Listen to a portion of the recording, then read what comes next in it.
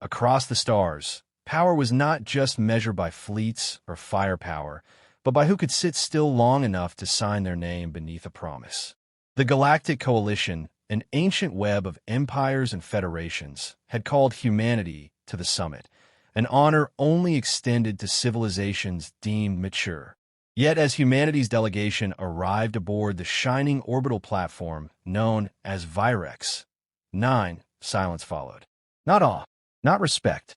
Silence, the uneasy kind that spreads when something unpredictable enters a room full of predators.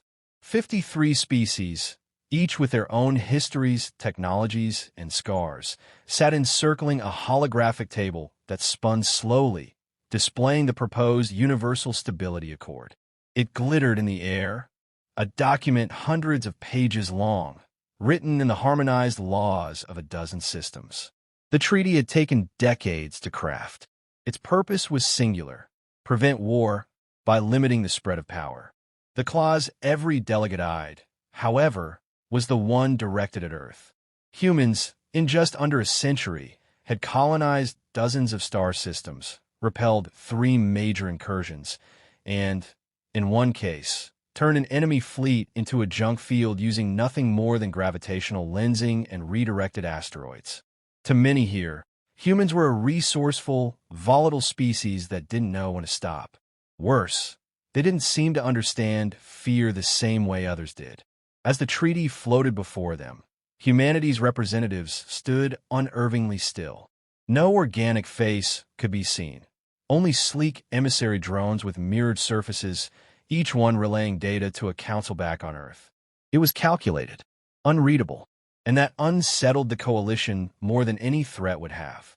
One delegate, the slender, scaled-clawed diplomat, spoke to her neighbor in a whispered pulse of pheromones. Why do they not speak? The neighbor, an aging Glerian, replied without turning his eye stalks. Because they're thinking. That's the danger. Historically, new civilizations accepted their place with humility, signed the accords, and trimmed their ambitions. But humanity had not arrived with bowed heads. They came with data showing that their expansion had caused less environmental damage than previous members, that their wars were defensive, and that their diplomacy had, in many cases, resolved conflicts others couldn't.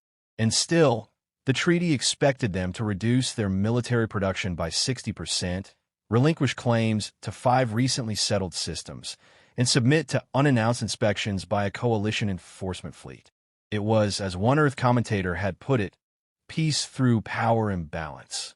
And power imbalance was something humans had resisted since the Bronze Age. A Zyruan diplomat cleared his throat's sacs, addressing the chamber. We offer the same terms we offered all new major powers. The accord ensures mutual security. It guarantees peace. The human AI unit responded in a neutral, synthesized voice. Peace is not guaranteed by imbalance. It is guaranteed by respect. A ripple moved through the room. Offense? Curiosity? It was hard to say. What was certain was that Earth had not arrived to be molded. They had come to be recognized as equals. In the days leading up to the vote, coalition analysts combed through Earth's recent behavior. After the Marconian incursion, humanity hadn't annexed territory. They had rebuilt Marconian infrastructure and withdrawn. After the SYRH conflict, they accepted refugees and offered reparations, even though they'd won. And yet, in every act of mercy, there was a layer of terrifying calculation. They win, muttered one urine diplomat to another, and then they forgive but never forget. At night, the station buzzed with closed-door meetings. Coalition powers tried to guess Earth's intentions. Were they bluffing? Were they stalling for leverage?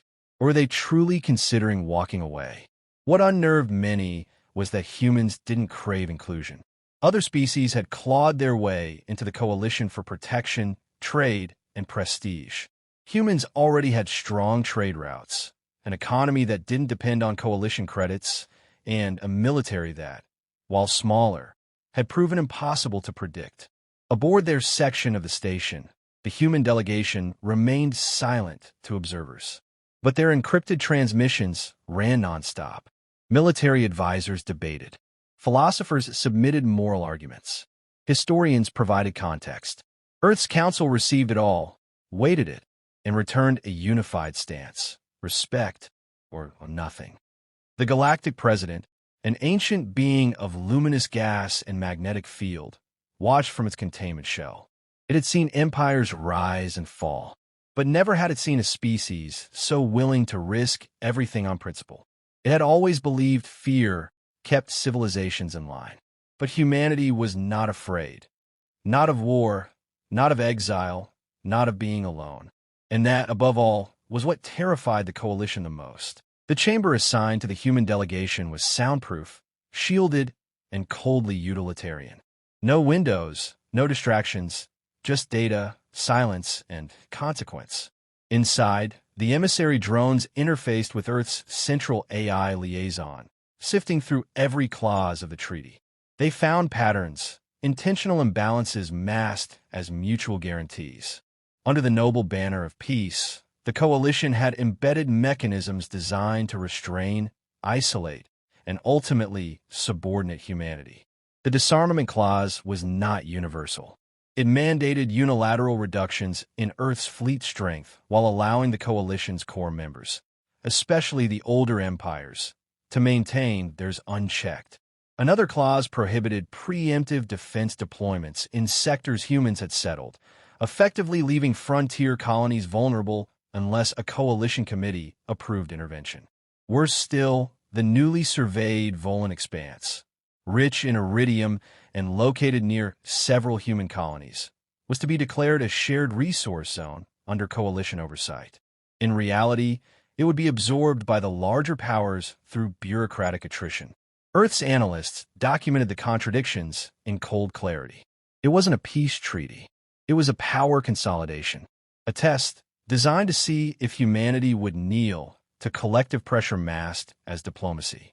Encrypted transmissions from Earth's High Council flowed in moral arguments, legal precedents, long-term strategic simulations. One in particular struck a chord. An archived recording of a historian explaining the collapse of a once mighty human empire. It wasn't war that ended them, she said. It was compromise without dignity. Within hours, the mood shifted. The emissary's communication became less analytical and more definitive. Calculations turned into statements. The tone from Earth hardened, not with aggression, but with certainty. They had hoped to find partnership. What they found was a velvet cage. Across the station, Coalition officials continued to speak as though the treaty's signing was inevitable. The Alari envoy toasted in advance. The Drellin spoke of the future in past tense, assuming Earth's signature was a done deal. They misunderstood silence as hesitation. They mistook discipline for indecision. Aboard the human flagship orbiting above, Admiral Reyes monitored transmissions in silence. Her message to the AI liaison was brief. Proceed with caution, but prepare to walk. It wasn't a threat. It was a threshold. Some Coalition members had begun to sense something was wrong. The Zarkan archivist noted that Earth hadn't issued any statements of goodwill or ceremonial cooperation. No public speeches. No diplomatic shows of trust. For a species so expressive, the void was telling. Privately, Earth's Council debated the symbolic weight of signing versus the tangible harm of compliance. One official compared it to the Munich Agreement of the 20th century, a short-term appeasement that sowed long-term disaster. Another cited the failed Martian Protectorate Accords, where humanity's concession led to the exploitation of their settlers until rebellion became the only recourse. The final consensus was chilling in its simplicity. Peace was only valuable if it didn't require surrendering autonomy. Coalition surveillance drones observed the human quarters more intensely now. Biometric scans detected no elevated aggression, no preparation for violence. And yet, the tension became undeniable. Humans were no longer discussing if they should reject the treaty. They were now deciding how to do so without escalating into war. Earth's diplomats refined the AI's language protocols to be unambiguous. No room for interpretation, no rhetoric. Clarity would be their shield. One clause in particular became the fulcrum, the enforcement provision.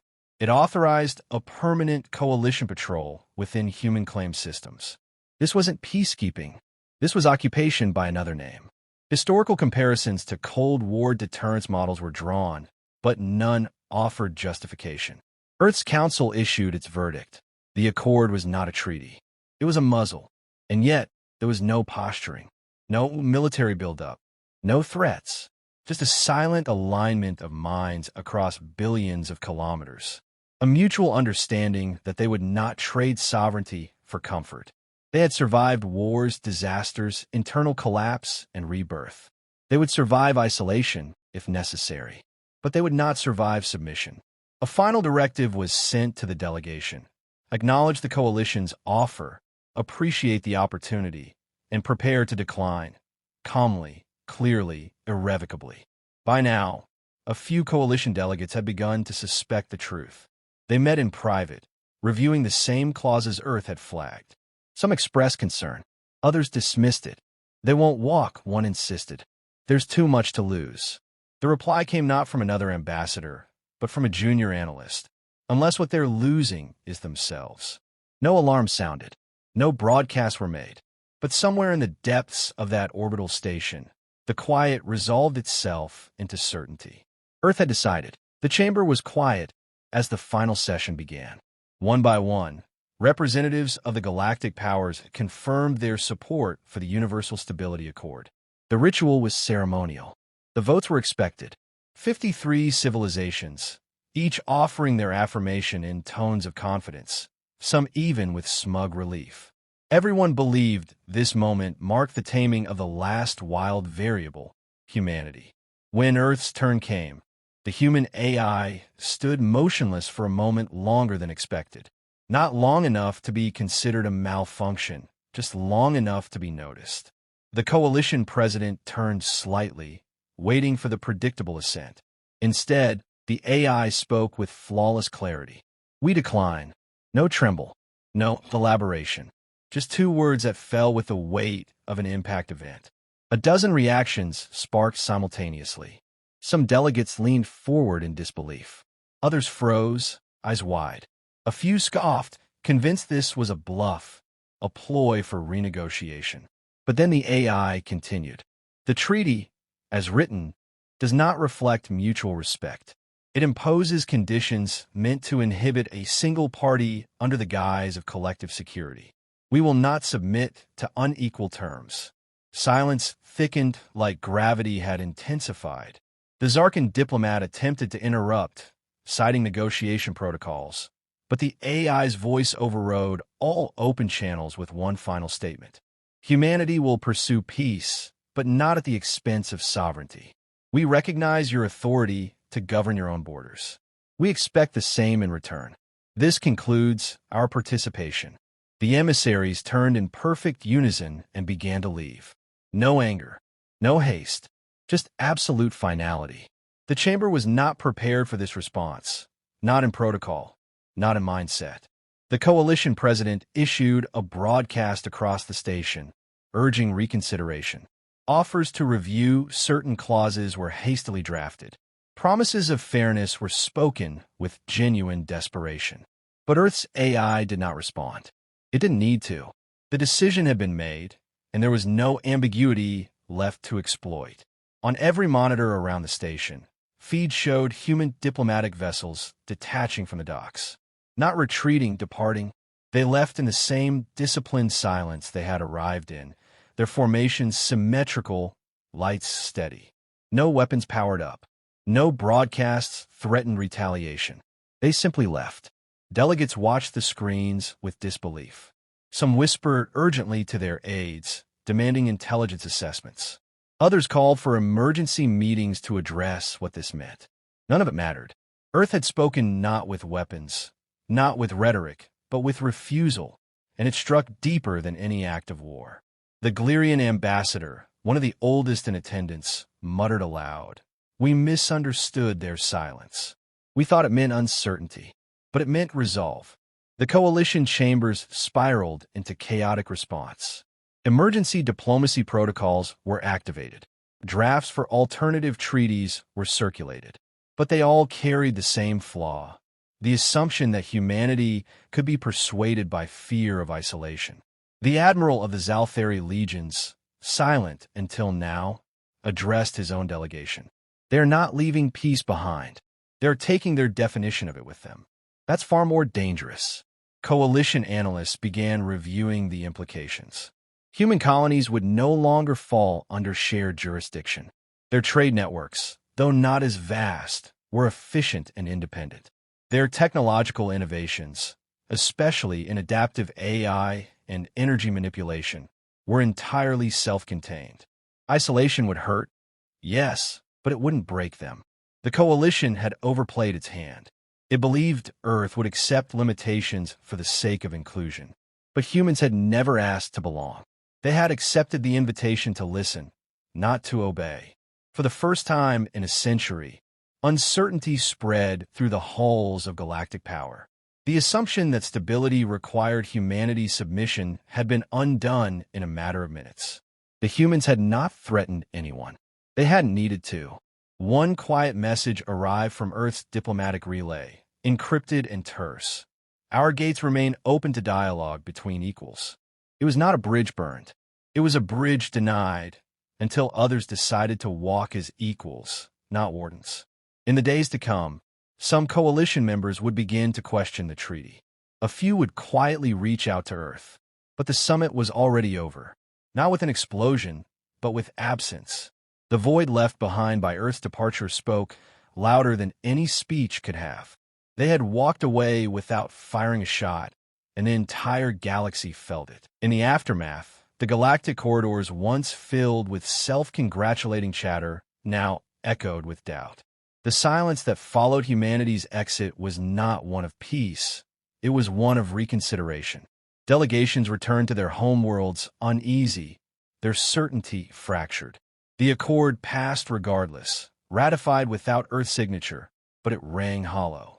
It no longer symbolized unity. It stood now as a monument to failed assumptions.